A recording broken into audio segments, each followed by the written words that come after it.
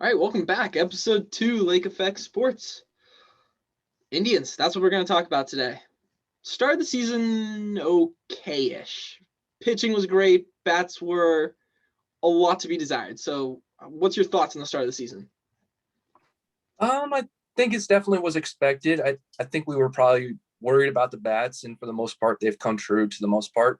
But April's always weird. You don't know exactly like if this is a trend or it's just like an anomaly. Pitching has been as advertised. Bullpen has probably been like like it's probably been advertised, but it's so exciting, you know? Yeah. I mean, every time Clase comes in the game, it's electric. He's been so lights out.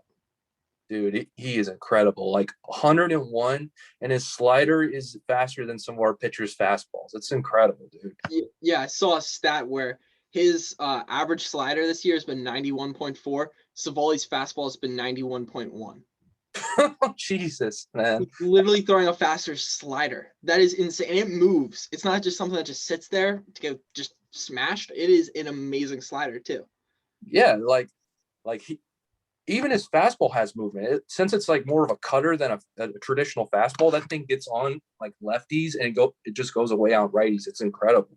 He's so weird where he's kind of almost like that Andrew Miller where it's hard when he's pitching against lefties. He's almost better. Like where Miller could throw against righties because that slider would break in so hard on them. It's kind of like that same sort of thing. Yeah, it kind of is because like when he has like that wipeout pitch like that he does that complements his fastball, he's unhittable and nobody can square him up. Like even though he might not have a great like K rate, dude can't nobody can really square him up. No, not at all. He's been phenomenal. Karinchak's been very solid, and Wickren had the bad outing, but it wasn't too big of a deal. So, and he's looked fine since then as well. Yeah. But I definitely think at this point, I'm willing to give the closer role to Clase. He's just been the by far most dominant. I know it's only 5 games, and that's an aggressive thing to be like, oh, he's our closer now, no matter what. We've seen him like 3 times, 2 times. But I definitely think he's played the part of the closer for sure. Oh yeah, like his control is probably a lot better than Karinchak. Karinchak might be all over the place, but he's always effectively wild. And Wickren is okay. He's definitely more of a setup man than a closer. Yeah, no, and that's definitely the role he'll probably play the rest of the year. I know they want him to kind of like do this closer role, but I don't think he's earned it ever. He's been very solid his entire Indians career, but he's never been the best player in our bullpen. Yeah, he's just always been like a steady presence. Like he always throws like 93 that's like a sneaky fast and like a couple good breaking balls that gets like that never like gives you like hard contact. Like he's always been solid, but yeah, he's more of a setup man probably.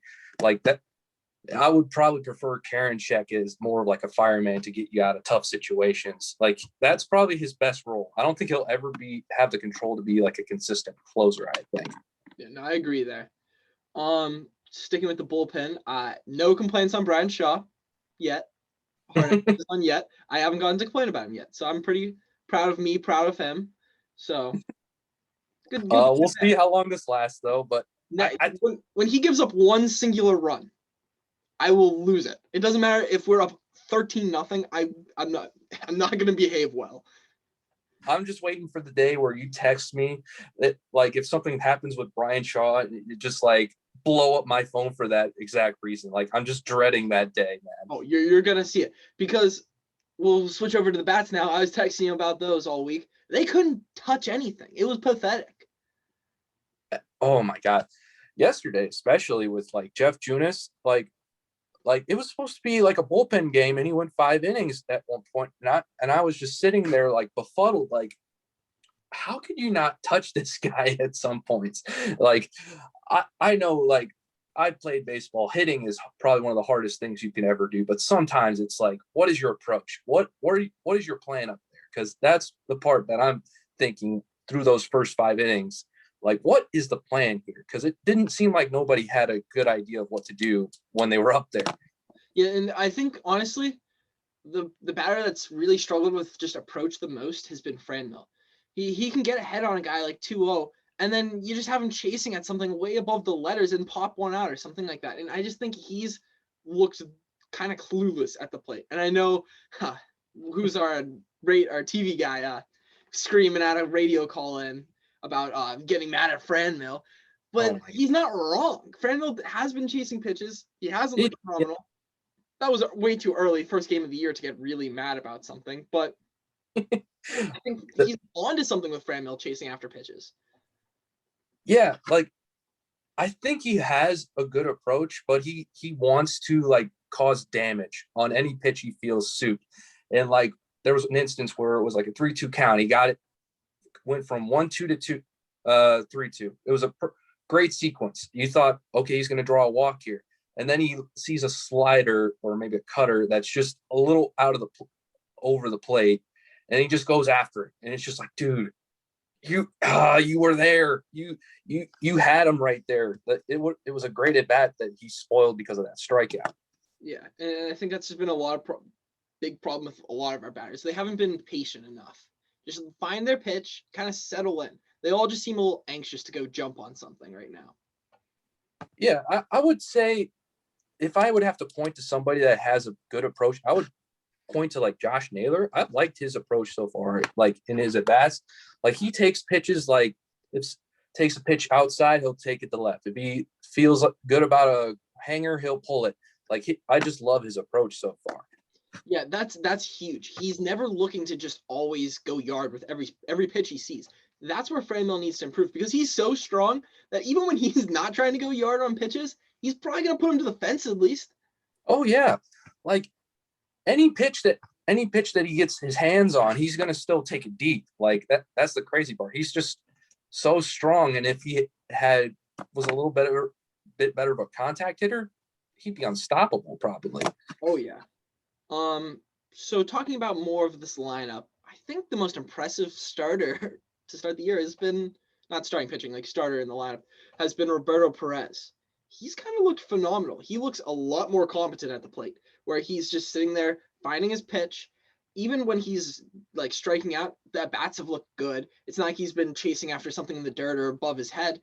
He's just been very solid in that role. And I don't know if you've noticed that too, but I think he looks a lot better. Yeah, he's always had a good approach. He just has never had, like, for whatever reason, like good luck with in terms of like contact and finding grass. Like he's always had the power, but he just has never been able to string hits together. But yeah, like his approach has always been good to me. He just hasn't had like a consistent like 3 hits, 4 hits. You know what I mean? Yeah. And maybe if we can get that out of Roberto Perez instead of just being a black hole. And he's, once again, phenomenal on defense. Got down a couple guys you can't steal on Roberto, so don't run on Berto, man. We've looked very solid at points. So that's I think the hardest part for me right now. I know we've faced the Tigers and Royals, who do look both improved. I don't think either team is going to be very good. But we've had points where it's like the bats look solid.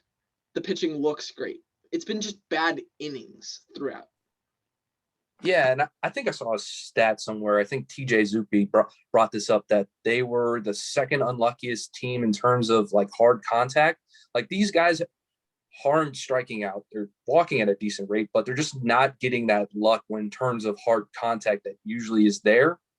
He prefaced it by saying they'll probably more likely be around average, but he said this is probably worse luck than they probably would assume for these guys, like because of the hard contact.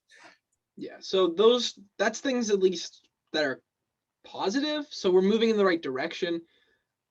People are already freaking out about this team. I've been trying to like talk people down and off the bridge, where I think we're pretty solid. And I know we're split a series with the Royals, lose one to the Tigers. Both those teams look very, very good. It looks like there's 5 teams now in the Central that are at least competent at the very worst. Yeah, like that's the thing I'll probably have to warn people. It's like this whole division is probably going to be very competitive.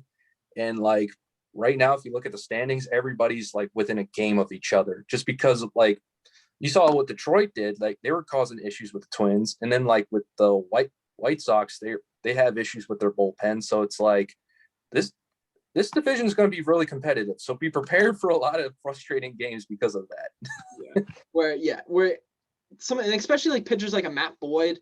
Now that's 2 starts this year he's had against the Twins and Indians, who aren't bad teams. I know the Indians roster gets a lot of slack, but like he's looked good now. They're all taking steps. So there's not a basement dweller in this division. And that's kind of scary for getting into a wild card spot, because before where you're thinking, oh, we've got to sweep against the Tigers, maybe sweep 2 or just 2 or 3 from the Royals. Now it's tougher. You're not winning every series against those guys. You have to be even better against Chicago and Minnesota. Yeah, it's that fine line that'll be like right there, because you're facing these teams every year and they're going to cause headaches. Like nobody's going to be an easy out this year with this division. It's scary, but at the same time, if you're a wild card team, you will always have that competitive edge the entire year because you're always facing consistent competition. I think that's what has caused lulls with the Indians in the past, is that like the Royals and the Tigers were terrible and they could beat up on them, and then they would have issues with, say, the Twins or the Rays, who have haunted our dreams, or Athletics, like those type of teams. Yeah, so I think that's a big thing too. I think we'll always be ready to go. But one thing I've noticed, I don't know, maybe this is just me going crazy, energy just kind of seems a little low with this Indians team until they finally get that big hit. Like it doesn't look like they're ever like excited about like even like singles, doubles. Like it's just calm. Then when they get the big hit, they get up and then they start going off that momentum. Yeah, like they are definitely, I would say with the low energy, it's probably pressing because everyone is so anxious to start something, even though they're probably more capable than they realize, because this team is still a young group. This lineup has a lot of guys that are in roles for the first time, getting opportunities that they never had previously. So it's like these kids are probably trying to force it when really they don't have to. Yeah, I think you said it really well. It just feels like the team's very tense. Like when Yu Chang finally got that big hit to drive in runs, it kind of just felt like the whole team, like a weight was lifted off their shoulders, that they finally got one through. He finally got his big hit for this Indians team, and maybe now they can keep on with that. Yeah. Like I just hope that with more at bats, more time, that these guys get more comfortable and they realize, hey, we're professionals here. We can string together good at bats. We can string together hits, and we know that this offense is more capable than people realize. Because I was listening to an interview with like Chris Rose, and like he only listed 2 people that he felt were everyday players, and I'm sitting there thinking like there's at least 4. I would think, like you got Caesar, you got Franmil, Jose, Berto in the Eddie? right circle, and Eddie. Yeah, like this isn't an inept like lineup. It's probably a lot better than what we give credit for. Yeah. So hopefully throughout this next week we just keep build. By July, that's when we need to start getting it going. This first 2 months is just going to be a little bit of growing pains. If we can get through that, I think we can be fine. Oh yeah, like just gotta stay head above water like last week. Just stay above water. This team has always been a second half team anyway. So just stay above water and then make that run in the second half. Yeah, and there's going to be one guy keeping our heads above the water, and that's Jose Ramirez. He had one of those MVP games against the Royals yesterday where we needed 2 runs. He gave us 2 runs. We needed 2 more runs. He gave us 2 more runs, and he was just insane. Lights out. Yeah, he's got to bring that every night for right now, because like we said, this offense is going to go through growing pains, and like he has to be that consistent force. And like, if I don't know if he'll do 2 home runs like that like yesterday, but if he can give you like a couple RBIs, good at bats, and like provide some relief for the pitching, that they can do their job. Jose's just got to do his. Mm-hmm. So he's got to be the MVP this year. I mean, we need it. We need it. Their lineup is I know we keep talking about how we think it's better than what it is, but right now it's not very good. I think it's going to get better, but Jose's been the one big bright spot. He and Eddie Rosario have looked very solid to start this year off. Definitely. And like with those 3 are on, there are going to be a lot of fun nights at the Jake, like, because Eddie can hit bombs from head to toe, literally. Franmil, when he gets hot, is always fun. And Jose, if he's just that consistent bat that just keeps the train moving, like we'll be fine. Yeah. So that's kind of what happened this week with the Indians. Do you have anything else to add for the Indians? None right now. Nah. So anything else rest of baseball? I got one thing I want to talk about. Tyler Naquin. I hate him. I genuinely dislike this guy. So you follow like Indians guys on Instagram and stuff, right? I do, yeah. So they kind of are a little more open than like other like sports. They're like not just about like making themselves look good. They kind of look more like humans. So Tyler Naquin, he put an ad out on his Instagram for his one friend who makes cornhole boards. And I was like, oh yeah, that's what my dad wanted for Christmas. I was like, that's perfect. Like he makes customized cornhole boards. So I get this guy's number. He mocks up a design of these cool Cavs Mark Price cornhole boards, and I paid him $200 for them. I was like, perfect. Okay. There we go. I ordered those in 2019 of October. I have not gotten my cornhole boards yet. Wait, what? Yes, I paid $200 for no cornhole boards. And I have DM'd with Tyler Naquin about this guy, and he's like said like, oh, he's gonna make them for you. He's gonna make them for you.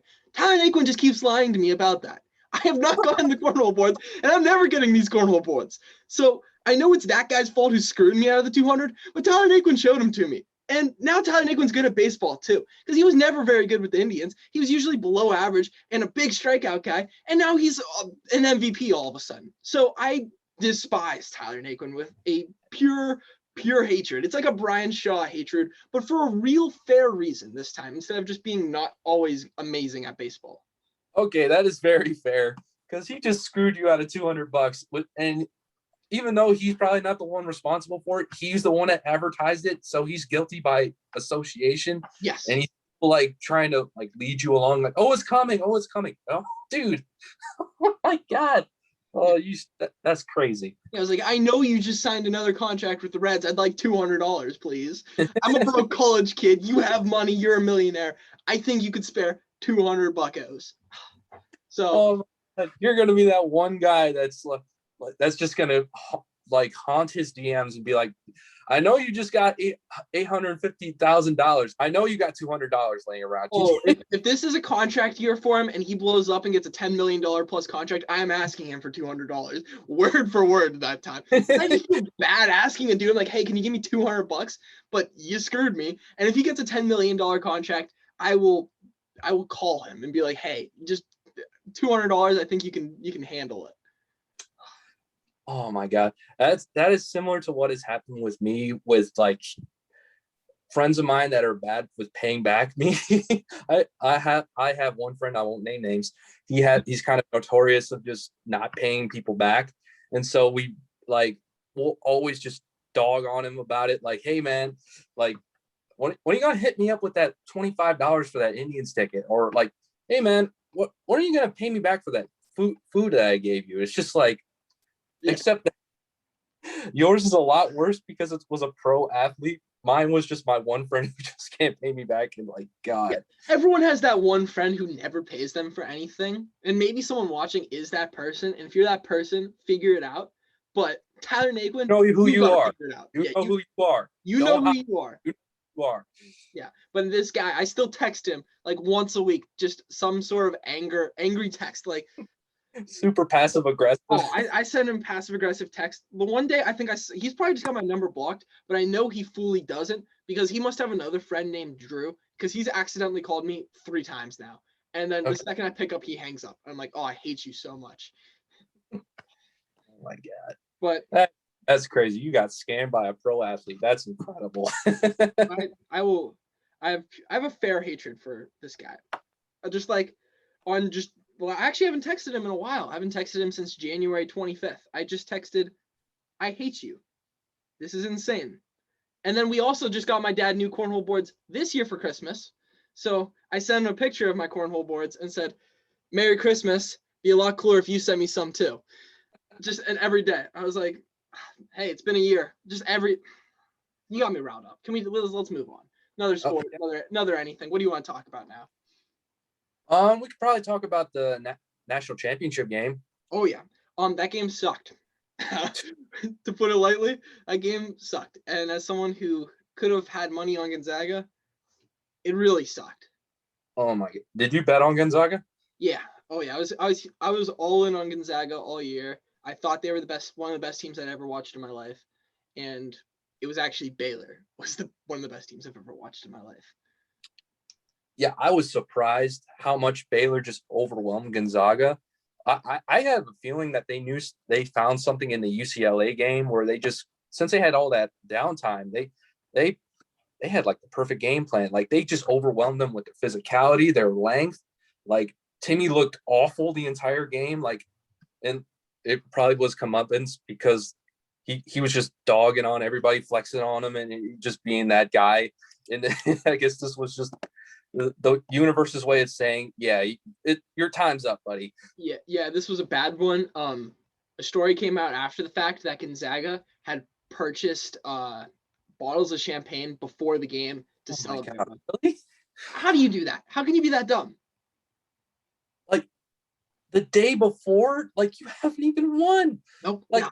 oh So my, dumb. That's and Baylor heard about it and they were trash talking to them on the floor about it. Like, oh, have fun with your bottles of champagne. Like, oh, if I my heard that as a player, that the other team already thinks they've won just like that much, oh, I would take that so to heart. And Baylor did. The ball pressure they were able to put on Suggs and Nebhart was just something they had never dealt with in their college careers. It was the first time that either of the two starting guards for, and even three with Ayayi for Gonzaga, had ever dealt with that type of pressure.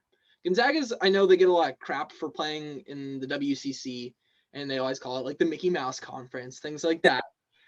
But it's not even that bad. I mean, there's BYU, San Francisco. There's usually some solid teams in there, but they're usually solid scoring teams. This is the yeah, first, even throughout the tournament, first defensive team they really played. And UCLA, you could even say is more of a defensive team, but they looked pretty lackluster on defense that day. But overall, I don't think it was the best tournament. At least we did get one great game.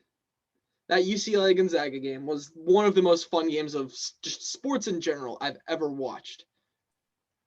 yeah. It reminded me of it reminded me of the Villanova game against UNC, where it was just that back and forth, like it just no wondering who was going to make that last shot because it just was going in that direction. And like when UCLA made that layup, I thought, oh, we're going up to another overtime, and then just Jalen Suggs from like close to half court just heaves it and gets the perfect bounce. Like it was one of the craziest games I've watched in a long time. Like I stood up and was like, "Oh my goodness!" Just because I was just in the moment, like natural, just pure reaction of just happiness watching sports, just seeing something that people will talk about for the rest of time. It would be a lot bigger of a shot if they would have won the next day, but Oh yeah, still, that was one of the most fun games ever. yeah. That's now Jalen Suggs' legacy. Now is that shot, and like now he's going to carry that over into the pros. And like man, I wanted them to like go perfect and be that first team to do it since the 70s. Like I was down on that. I was so let down on that part, but Baylor deserved it. They overwhelmed them. Yeah, and like Suggs is going to be, I think, a great NBA player no matter what, and he'll have a great career that he carves out. Maybe even similar to someone like a Kemba Walker, where you remember their college more than their pros, even though they're going to both be borderline. I'm not going to call Suggs a borderline Hall of Famer, but Kemba is now kind of near that borderline Hall of Famer because it's not that hard in basketball to make it. True. Yeah. Especially if you're counting his college career, which is one of the coolest ever. Cardiac Kemba. I remember that Big East tournament where he hit that step back. Woof. Yeah, I've got a close friend. He's a big Pitt fan, and every time I see that shot of that step back right on Pitt, I send it to him every time. He just gets like, "This sucks." He's like, he sends me the Cubs walking off against the Indians every time he sees it. So it's like we're just gonna keep sending that back and forth, and like, oh man, have you seen the shot? Just so he looks at it right away. Just I feel it, man. I feel it. So Cavs, just talking on basketball. They had actually a pretty good week. I don't know if it was actually good though, because I'm ready to tank, so we need to kind of knock off the winning. But it's nice to see Darius Garland look well. I think the big thing people have been talking about with this Cavs team right now is should they trade one of Sexton or Garland? And let's just play devil's advocate because I don't think either of us want that to happen. Okay. If you were to keep one of the guys, which one are you keeping? I would say Darius because he's more of a traditional point guard, and what we saw in the Spurs game is that he's very impactful when he's on, like 37 points, 9 assists, and he was just like at the defense, like he was just bending the defense, penetrating, causing all these good shots, and like he was just impactful. I think the thing I've always had with Colin is he's always been an amazing scorer, no doubt about it, but he's still sort of a one-trick pony at this point of his career. He's getting better off ball as a player, but like he's still kind of more of a scorer than like a playmaker. So at least for right now, maybe Darius is the guy I would go with. And if you asked me last year, I would have easily told you Sexton, but now I kind of agree with you where it is Garland. The problem with both of them is they need the ball in their hands to like do well. You've got guys who can play off ball, be great catch and shoot guys. Neither of them really are. And I think Garland gets other people involved more. So I would lean towards keeping Garland. And I think maybe if you do trade Sexton, you probably could get a lot for him. Yeah, like if you trade for him, you're whatever team's getting like 24 points a game in whatever role he's playing, whether it's off the bench as a starter, like they'll get a decent haul. Like I definitely believe that.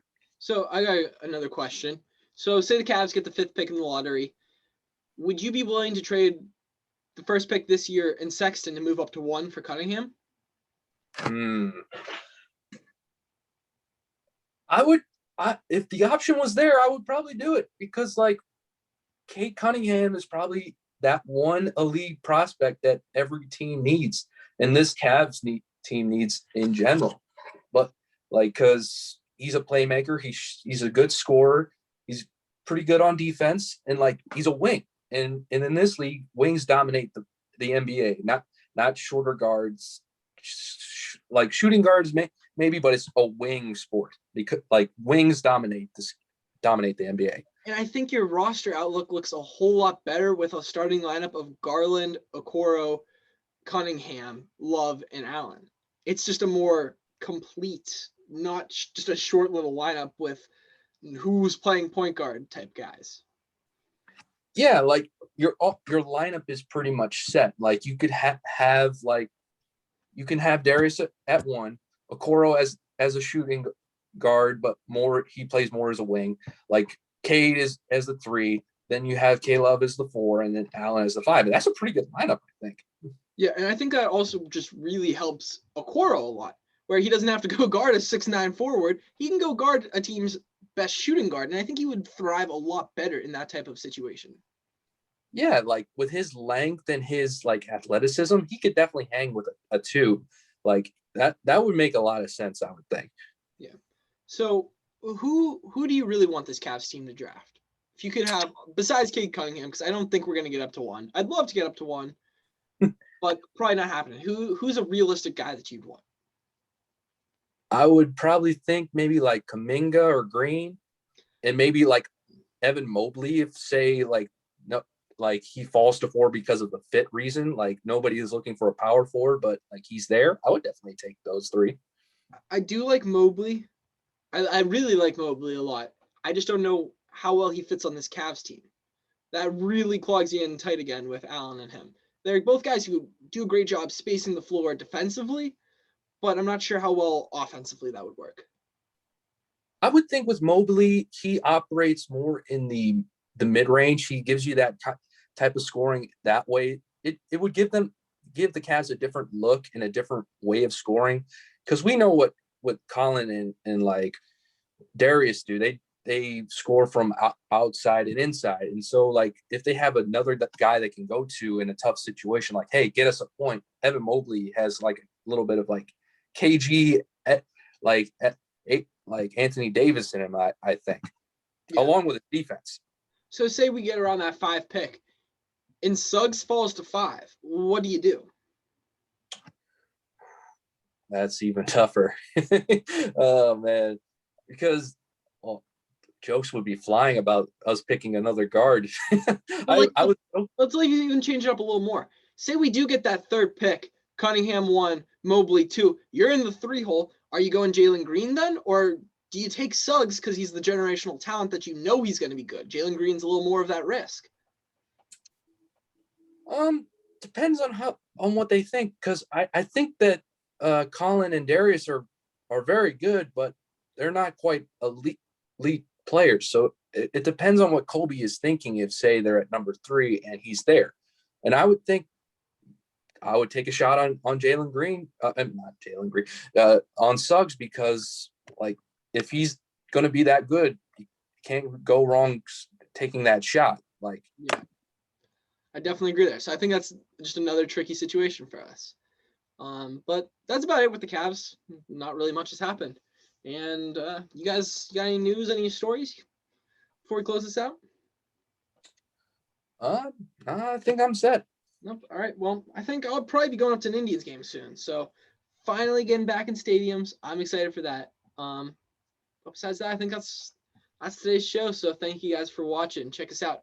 Both of us, I'll actually link both of our Twitters on the YouTube and link to the TikTok as well. So make sure you guys follow all those and like, comment, and subscribe on Twitter and rate us 5 stars on whatever you're watching us on. So thank you guys. See you.